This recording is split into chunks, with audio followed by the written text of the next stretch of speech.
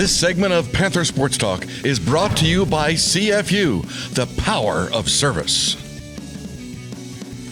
Welcome back to Panther Sports Talk. UNI heading to the playoffs yet again. And Coach, really a lot of respect for the Valley as 6 teams get in. That's the first time ever the MVFC has 6 teams representing.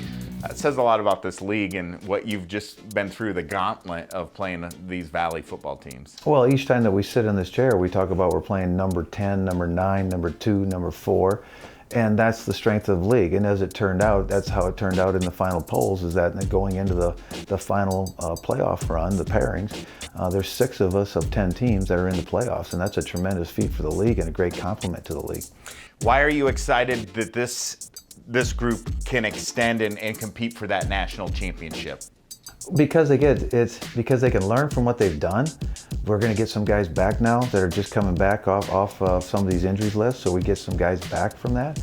But we have been very good at times, and yet we can learn from what we have done wrong in some of the games that we haven't been successful in. So this is a new season. Once you get to this stage, this is a very hard part to get to.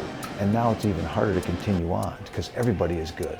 But at the same time, this is an elite group of teams that you're going to have to play your best, and we're one of those elite teams. One of the players that's really stepped up and really progressed from the start of the year to now is Riley Van Wy. He was named the MVFC Defensive Player of the Week, and he was a guy who's getting after the quarterback a lot against Western Illinois. He was. He had that sack up the middle going down the stretch, but Riley has been Mr. Consistent his whole career.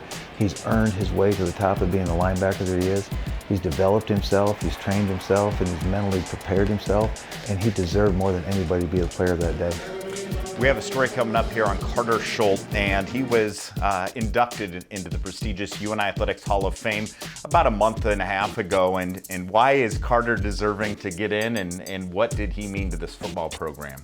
Well, Carter he's just your Iowa high school football player that came to UNI, became the UNI traditional football player that will outwork people, outperform people, not because he's bigger, faster, and stronger, but because he has great athleticism, but he applies the passion and the heart to make the difference of good and great, and that's why he deserves to be talked about in that category. And he gets honored as also for what he did in the classroom academically as well as on the football field as a student athlete. Well, quite frankly, usually the guys that work like that on the field work like that in the classroom too. I mean, they're not just football players. These are young men that's the way they live their life, whether it's on the football field or in the classroom.